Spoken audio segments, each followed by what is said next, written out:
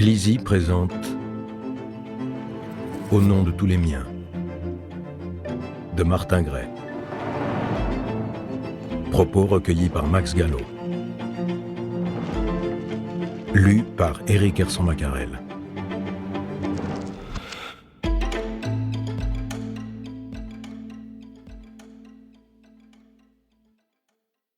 Les droits d'auteur de Martin Gray assurent le fonctionnement de la fondation Dina Gray, qu'il a créée en hommage aux siens, et dont le but est la protection de l'homme à travers son cadre de vie. À tous les enfants. Préface.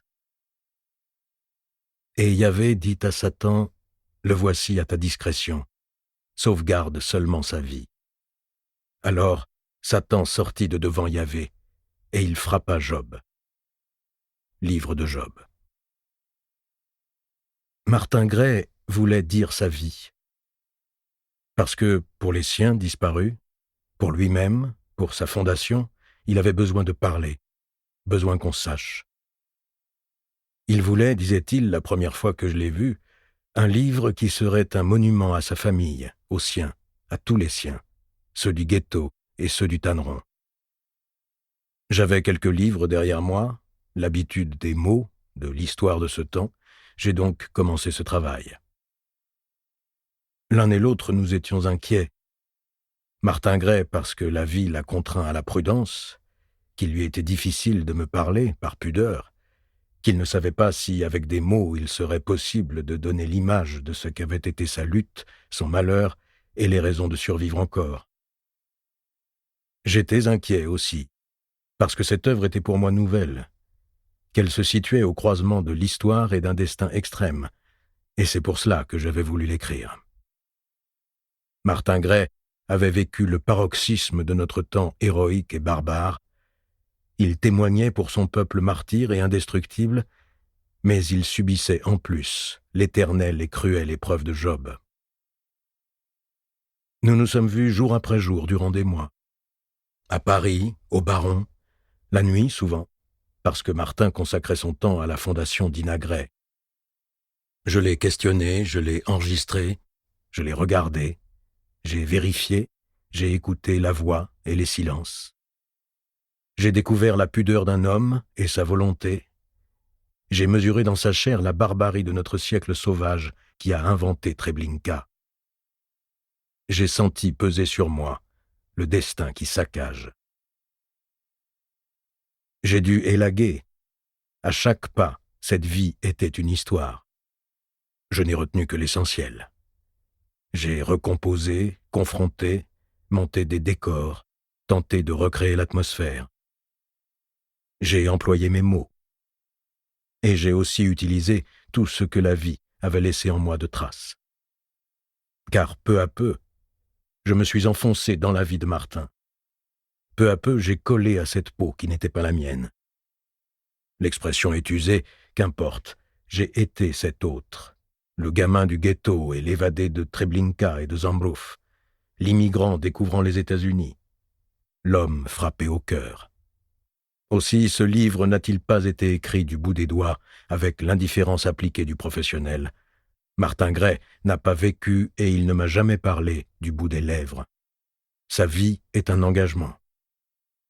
J'ai tenté d'écrire ce livre comme Martin Gray a conduit sa vie. Il n'y a là aucun mérite.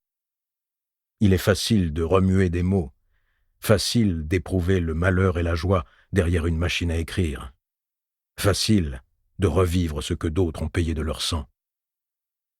Mais il le fallait pour essayer d'être fidèle à une voix, à ceux pour qui ce livre était né, et pour tenter de donner aux autres l'émotion, la leçon qu'il y a eu pour moi à rencontrer un homme vrai et debout. Max Gallo. Paris, juillet 1971. Avant que ma tête n'éclate. Je suis vivant. Souvent, ce n'est pas facile. Hier matin, un autre journaliste est venu. Maintenant, je les connais bien. Ils ont l'expression qu'il faut, ils sont tristes, ils continuent de poser leurs questions. Ils jettent leurs yeux partout, rapidement. Ils ouvrent une porte, ils veulent savoir. Le malheur ne les arrête pas, c'est leur métier. Ils me font penser aux hommes de Pinkert, le roi des morts, qui, dans le ghetto, chargeaient sur leurs petites charrettes les morts que la nuit avait laissés sur les trottoirs. Des enfants vêtus de chiffon, leurs chevilles gonflées et rouges, des hommes que des passants avaient déshabillés et qu'on avait recouverts de feuilles de papier, des petites filles auxquelles personne n'avait eu le courage d'arracher une pauvre poupée grise. Les hommes de Pinkert, leurs casquettes rabattues sur les yeux, leurs brassards blancs avec l'étoile de David au bas de leur bras droit, faisaient leur métier. Ils prenaient les corps et les posaient les uns sur les autres, puis ils s'attelaient à la charrette, et d'un coup de rein, ils la tiraient vers le cimetière et la fosse commune. Ils parlaient entre eux. Parfois, quand ils avaient réussi à obtenir un morceau de pain, ce pain au goût de plâtre, ils étaient heureux. Ils sifflaient, ils se lançaient des mots d'une charrette à l'autre, et les bleus, les policiers polonais, qui n'hésitaient pas à tuer des enfants, ne comprenaient pas les hommes de Pinkert. Ils hochaient la tête, méprisants et scandalisés. « Salauds de juifs », disaient-ils encore. Et ils laissaient passer sans trop les fouiller ces charrettes grinçantes où des corps maigres, l'un sur l'autre, tendaient leurs bras raides.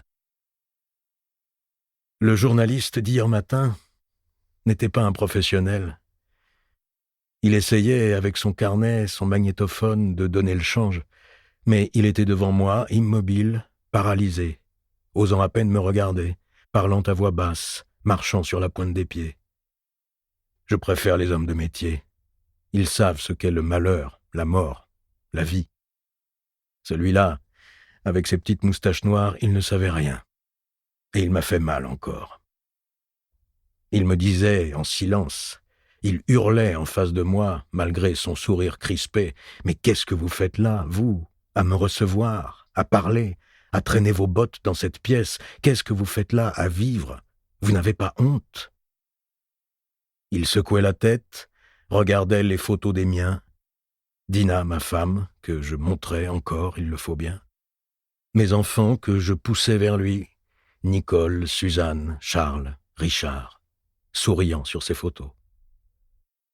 Il gardait la photo où ils sont tous les 5 dans le pré devant la maison, Suzanne debout, levant les bras, et Dina serrant contre elle Richard.